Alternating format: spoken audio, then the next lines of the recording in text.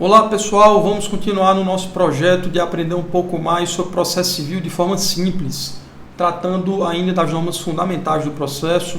Hoje vamos cuidar dos artigos 3º a 7º do CPC, que trazem os princípios da inafastabilidade da jurisdição, da razoável duração do processo, da boa-fé, da cooperação, da paridade de tratamento e do contraditório, tudo na aula de hoje.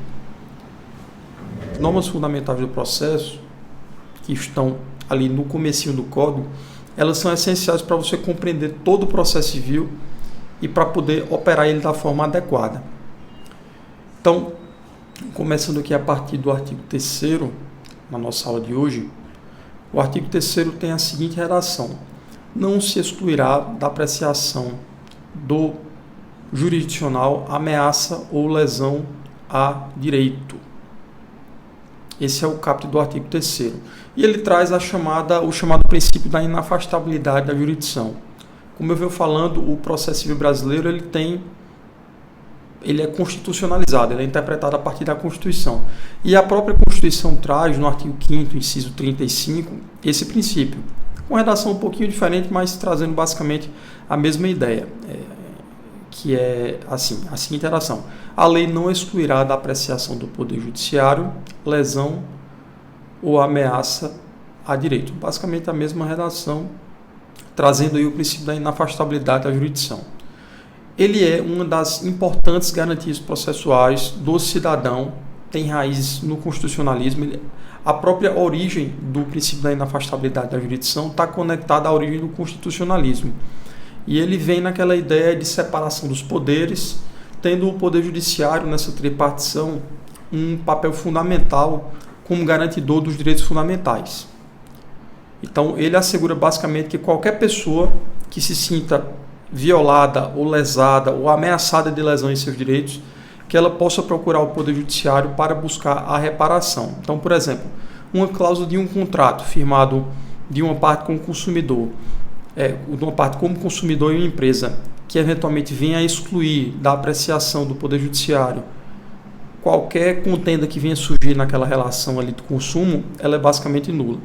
Então, não pode haver uma cláusula em um contrato de consumo, por exemplo, que diga o seguinte: olha, qualquer controvérsia que surgir aqui na aplicação desse contrato não pode ser colocada para a decisão do Poder Judiciário. Isso aí é uma cláusula abusiva e tem, portanto, um conteúdo nulo por contrariar o princípio da inafastabilidade da jurisdição.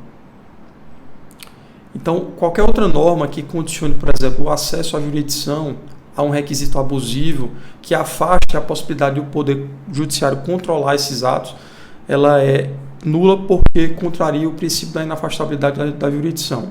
Ele é uma garantia fundamental que diz o seguinte: olha, cidadão, qualquer coisa que venha a ocorrer, você sempre pode bater as portas do Poder Judiciário para solucionar essa questão. Agora, como quase todos os princípios em direito constitucional, o princípio da inafastabilidade da jurisdição ele não é absoluto. Ele encontra, portanto, algumas exceções. Então, essas exceções elas têm extração constitucional. E eu digo aqui um exemplo de uma delas, é o do artigo 217, parágrafo 1º da Constituição, que ele afirma que a justiça desportiva ela seja uma instância obrigatória e prévia antes do acesso ao Poder Judiciário. Lembrando que a justiça desportiva ela não integra o Poder Judiciário brasileiro. Então, o que esse dispositivo da Constituição diz é o seguinte: olha, você não pode, numa competição desportiva, numa questão relativa à disciplina da competição ou alguma norma ali que discipline como é que vai se dar esse esporte, você não pode ir diretamente para o Poder Judiciário.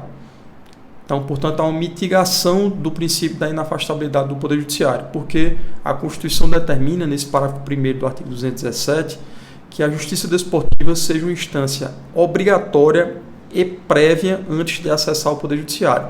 Ela não exclui totalmente, é verdade, da apreciação do Poder Judiciário, mas ela diz que, primeiro, tem que se recorrer à justiça desportiva e somente vai ser admitida uma ação para contestar essa determinação esportiva depois do esgotamento das instâncias desportivas. Então, o Poder Judiciário até pode não é completamente afastado, mas primeiro tem que se iniciar o processo na Justiça Desportiva.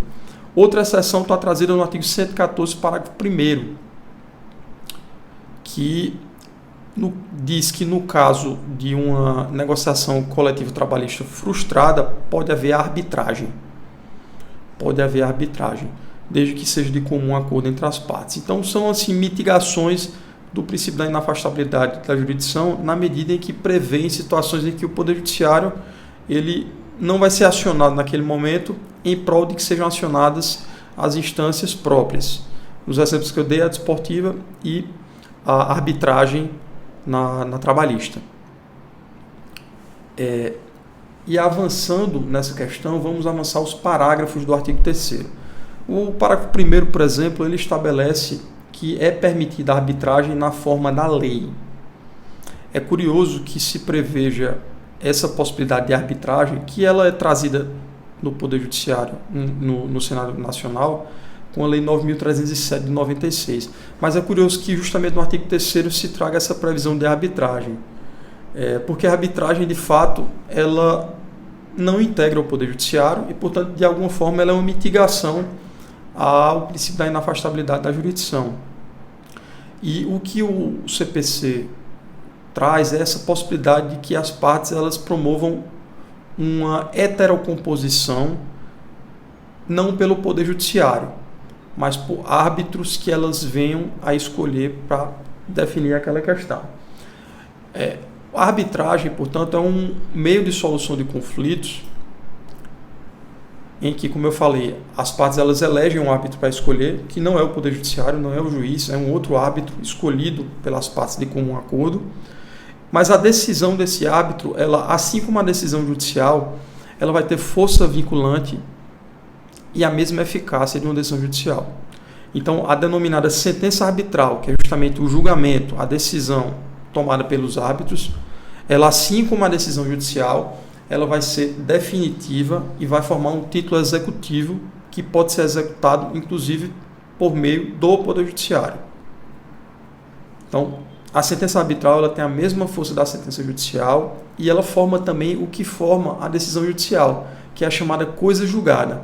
Coisa julgada é a impossibilidade de se discutir novamente aquela questão que foi decidida. Então, assim como no Poder Judiciário, a decisão que é tomada pelo árbitro, ela tem também coisa julgada e você não pode discutir novamente aquela questão que já foi decidida. Você não pode, inclusive, iniciar um processo para discutir aquela questão que foi decidida pelo árbitro no Poder Judiciário. A regra é essa. Existe uma exceção que a gente pode até tratar um pouco mais na frente, que é uma ação anulatória dessa sentença arbitral, em que só vai poder se discutir aspectos formais. Mas a regra é a seguinte: o que foi definido pelo árbitro numa sentença arbitral não pode ser revisitado pelo Poder Judiciário. Você não pode provocar novamente para definir, olha, reveja essa decisão do árbitro, porque a sentença arbitral e a sentença judicial elas têm a mesma eficácia e elas andam lado a lado. Elas são duas opções de heterocomposição que vão ser colocadas para escolha do interessado. Perfeito?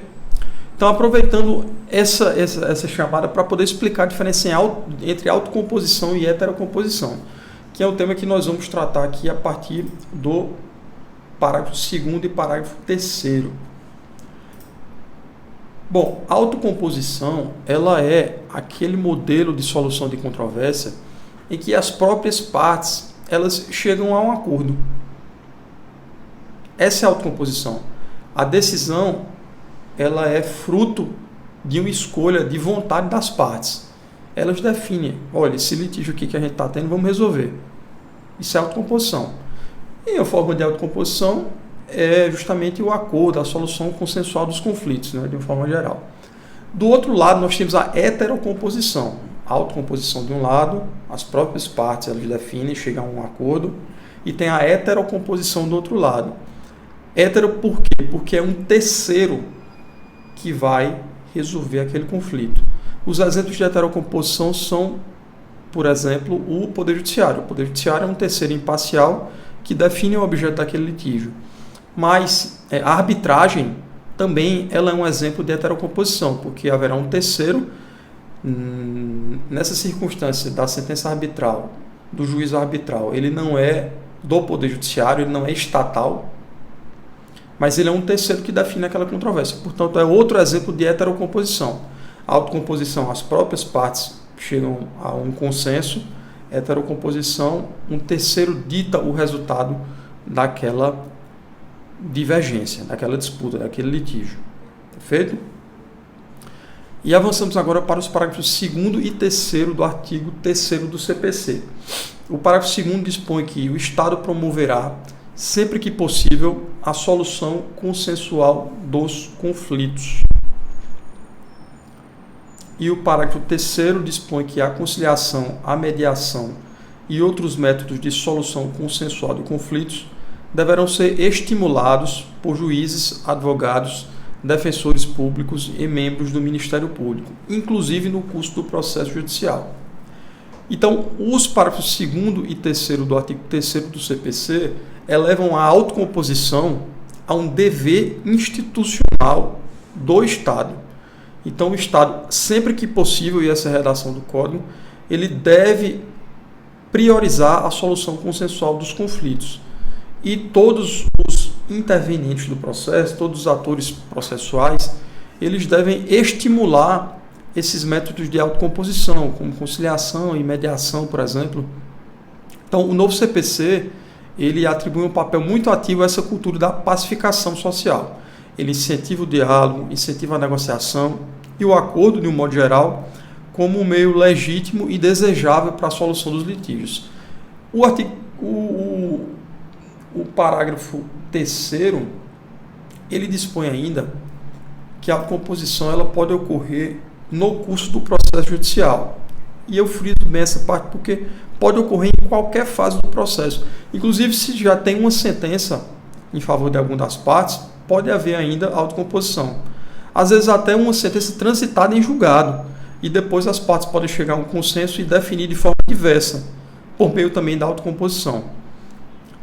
Então, é uma verdadeira mudança de paradigma que o novo CPC traz e reforça, no sentido de valorizar a construção coletiva da solução do conflito, em lugar da heterocomposição, que é daquela imposição unilateral, no caso do Poder Judiciário, pelo próprio Estado. E nesse ponto, tratando ainda sobre autocomposição, é importante traçar uma distinção entre conciliação e mediação. Conciliação e mediação são ambos fenômenos de autocomposição, são também incentivados pelo Código de Processo Civil, mas são institutos distintos e que têm técnicas e finalidades próprias.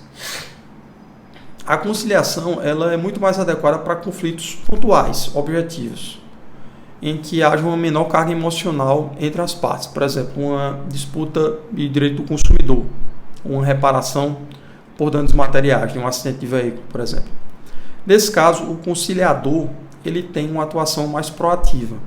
Na conciliação, ele pode até sugerir algumas soluções e propor alguns acordos, mesmo de ofício, sem que as partes elas tenham, de fato, dado alguma sinalização nesse sentido. Então, esse é o primeiro modelo da conciliação. A mediação, por outro lado, ela, apesar de também ser um fenômeno de autocomposição, ela é indicada para conflitos mais complexos, que envolvem, por exemplo, uma relação continuada. E eu dou exemplo de uma disputa familiar pela guarda de uma criança, ou de uma pensão alimentícia, por exemplo. É uma relação ali de uma família que vai se arrastar ao longo do tempo. Portanto, nesses casos há uma carga emocional muito forte. E não é adequado que aquela pessoa que vai servir para a autocomposição, ela tenha uma atividade muito proativa, ela não pode interferir muito. Portanto, nesses casos se escolhe um mediador, que ele atua de uma forma mais para facilitar a comunicação, ele promove a escuta ativa entre as partes, ele ajuda que elas possam identificar suas reais necessidades e interesses, mas ele não propõe o mediador a solução. Ele foca em reconstruir o diálogo e restaurar aquela relação. Então, separando os dois fenômenos, O conciliador ele tem uma atuação mais diretiva, ele pode intervir, ele pode oferecer propostas, e o mediador ele tem uma atuação um pouco mais passiva. Ele conduz mais o diálogo ali, ele arrefece os ânimos, ele promove escuta ativa entre as partes para que elas mesmas encontrem a solução. Então essa é a diferença entre conciliação e mediação. E vamos avançar agora para o artigo 4º, que trata da razoável duração do processo e da solução integral do mérito. O artigo 4º dispõe que as partes têm o direito de obter, em prazo razoável, a solução integral do mérito, incluída a atividade satisfativa. Então, o princípio da razoável duração do processo e solução integral do mérito, ele está plasmado no CPC e ele encontra um respaldo direto na Constituição Federal, no artigo 5º, inciso 68, que diz que a todos, no âmbito judicial e administrativo, são assegurados a razoável duração do processo e os meios que garantam a celeridade da sua tramitação. No entanto, a redação dos dois dispositivos, do CPC e da Constituição, não são exatamente iguais. O CPC ele avança em relação ao texto constitucional, porque ele explicita dois pontos que são fundamentais. Ele diz, primeiro, que, além da celeridade da tramitação e da razoável duração do processo, ele estabelece que as partes elas têm o direito de obter a solução integral do mérito, reforçando o que eu já comentei na aula anterior, que é o princípio da primazia do julgamento do mérito. O novo Código não está preocupado apenas que a solução do Poder Judiciário seja célere, rápida e que o processo seja curto. O novo Código está preocupado em que o juiz ele não só dê a resposta final, uma sentença para o processo, mas que essa sentença, ela de fato resolva aquele direito material que está discutido, que se julgue um mérito e que não somente se promova a extinção do processo em resolução do mérito. Porque é muito fácil que o processo seja célere, rápido, que tenha uma duração breve, se for só para o juiz extinguir o processo em resolução do mérito. Ele encontra um defeito formal e extingue o processo. Nesse caso foi célere, foi rápido, teve uma breve duração do processo, mas não houve a satisfação do real motivo que levou as partes a procurarem o Poder Judiciário. Porque não se resolveu o mérito, não se deu uma solução definitiva para aquele direito material que está sendo discutido no processo. Então, o novo Código ele vai além, ele quer uma solução rápida, célere, um processo breve, mas que haja também a solução definitiva daquela controvérsia, daquela disputa, daquele litígio que levou as partes a procurarem o Poder Judiciário. Em segundo lugar, o Código também se preocupa em que haja uma breve duração do processo e celeridade, inclusive na fase de satisfação do julgamento. Então, lembrando que o processo ele é dividido em processo de conhecimento e processo de execução. O processo de conhecimento, que é a primeira fase, é aquela fase na qual vai haver o acertamento do direito. O juiz vai dizer, A tem razão, B tem razão, C tem razão, julgo procedente, julgo improcedente. Então ele vai definir aquela controvérsia que levou as partes a procurarem o Poder Judiciário. Mas depois que o juiz define, que forma o título executivo, vai haver a fase de execução ou de cumprimento, que é quando a parte vai pegar esse título judicial e executar, vai pedir ao Estado, ao Poder Judiciário, aplique toda a sua força para que eu obtenha o que você definiu na fase de conhecimento. Então, o que o novo Código fala é que deve haver celeridade não só na fase de conhecimento, de acertamento do direito, mas também na fase de cumprimento ou de execução do julgado, em que vai haver a satisfação daquele direito que foi reconhecido anteriormente. Isso ocorre porque há um fenômeno, havia, inclusive antes da promulgação do CPC, um fenômeno de muita morosidade também no cumprimento das sentenças, não só na primeira fase de conhecimento. Então, o que o Código fala é o seguinte, tem que ser sério, tem que entregar a prestação jurisdicional, mas em todas as fases do processo, tanto para definir o direito na fase de conhecimento, como para cumprir aquele direito que foi acertado.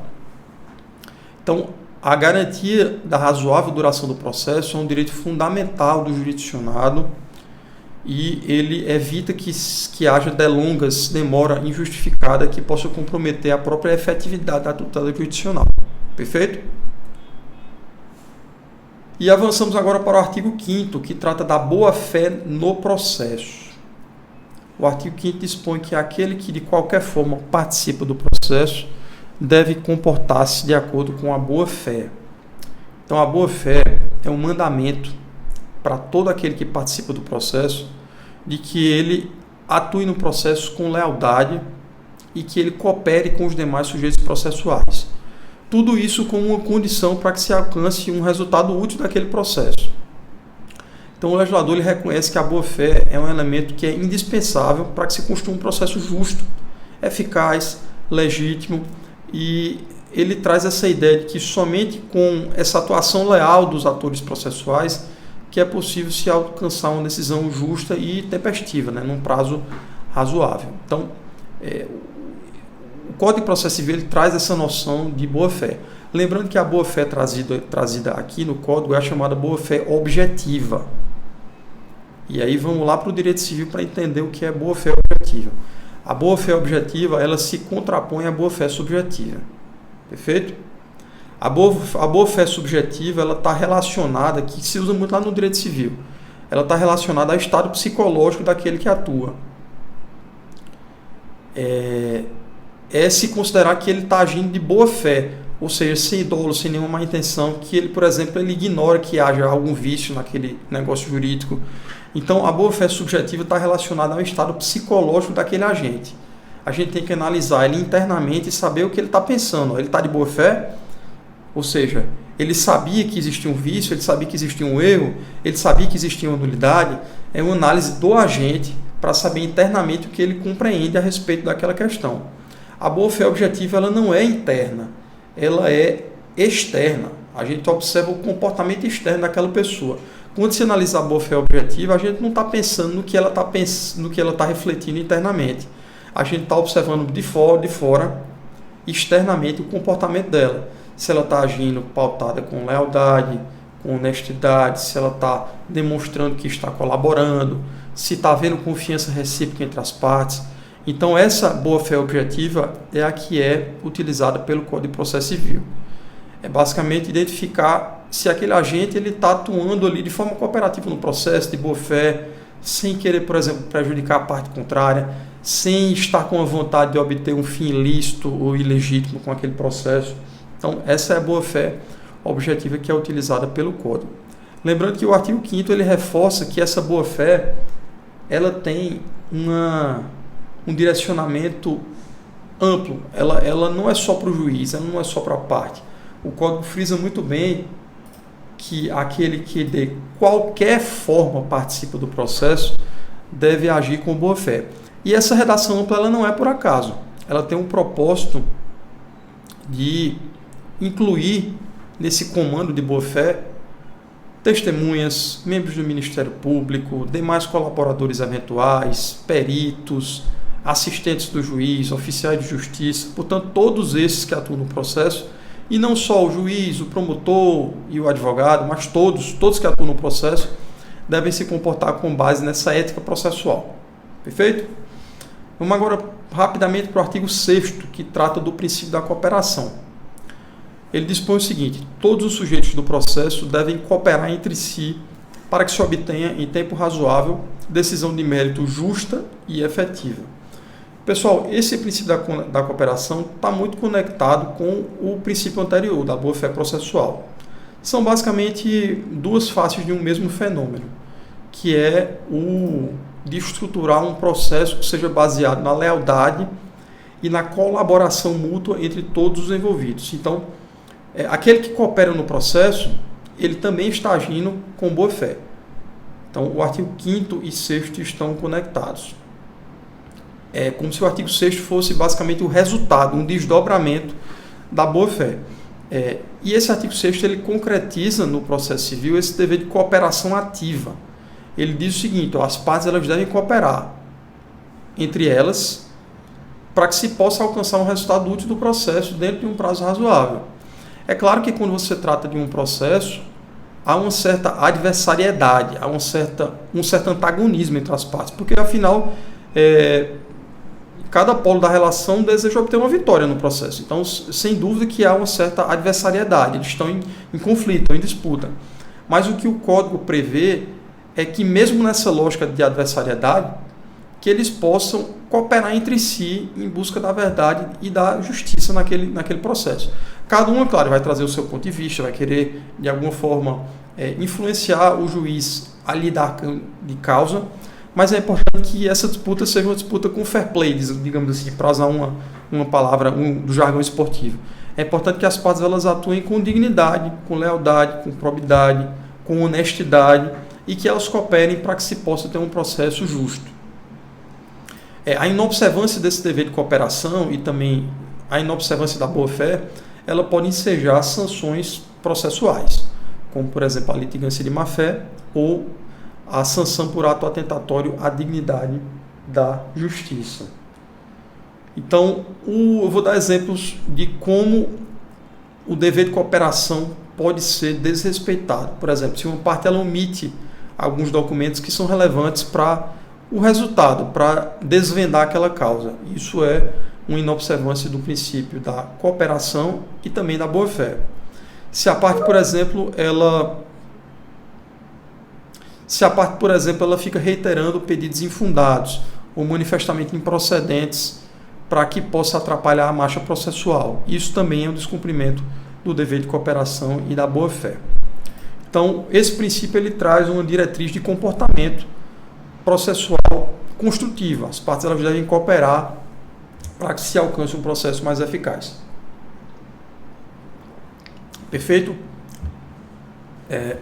Vamos agora para o artigo 7º, que trata do princípio da paridade de tratamento e do contraditório.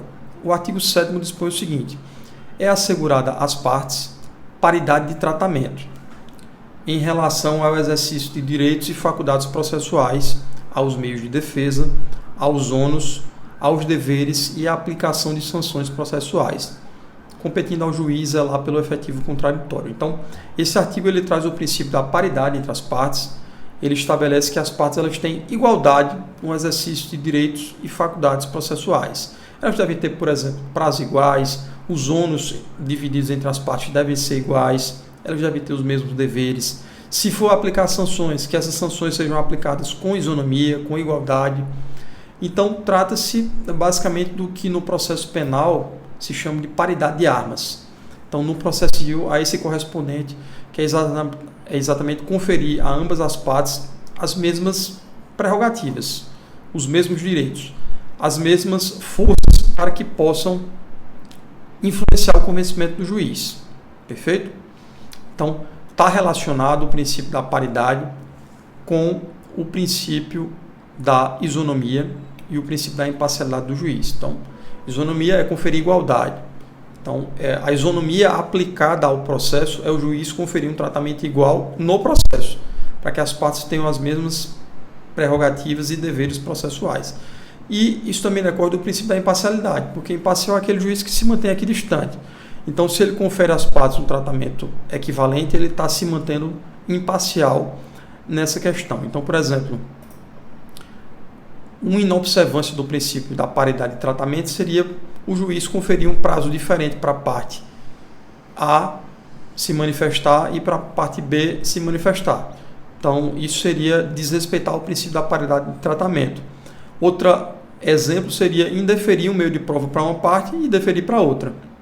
Isso também é uma conduta que fere esse princípio da paridade. Então, é interessante, por outro lado, também ressaltar que a legislação ela traz exceções ao princípio da paridade de tratamento. Mas essas exceções elas estão baseadas em, de fato, elementos que justificam a distinção entre os casos. Por exemplo, a Fazenda Pública e o Ministério Público têm prazo em dobro.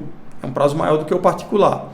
Mas isso se justifica pelo fato de a Fazenda Pública ter uma quantidade muito grande de processos para lidar, de existir, em alguns casos, falta de aparato para tratar essas demandas. Então, o Código, ele, a partir dessa presunção de que a Fazenda está numa posição de fragilidade, ela confere um prazo em dobro assim como confere também ao Ministério Público. Então é isso. Além disso, esse dispositivo prevê que o juiz ele deve zelar pelo efetivo contraditório. O contraditório é basicamente conferir o direito à parte de tanto se informar, de ter conhecimento dos atos e termos do processo, como de reagir a esse conhecimento. E a partir dessas informações que ela obtém, ela conseguir reagir e atuar no processo. Então, o contraditório é basicamente a parte dela poder ter direito de resposta, ela poder ser ouvida, ela poder também manifestar o seu ponto de vista. Então, esse é o contraditório. Ele parte de uma premissa de que o processo deve ter um caráter dialógico e diálogo. As partes elas devem ter possibilidade de se manifestar no processo para tentar influenciar no convencimento do juízo. E esse dispositivo ele se conecta com o artigo 5º, inciso 55 da Constituição Federal, que estabelece que aos litigantes em processo judicial ou administrativo e aos acusados em geral são assegurados o contraditório e a ampla defesa com os meios e recursos a ela inerentes. Então é isso, pessoal. Por hoje encerramos com a compreensão desses princípios, o princípio da jurisdição, da inafastabilidade da jurisdição, da duração razoável do processo, da boa-fé, da cooperação e o da paridade de tratamento dentro do processo associado ao contraditório. Muito obrigado pela atenção de todos e continuamos nessa jornada aí de aprender mais e de forma simples sobre o processo civil. Até logo.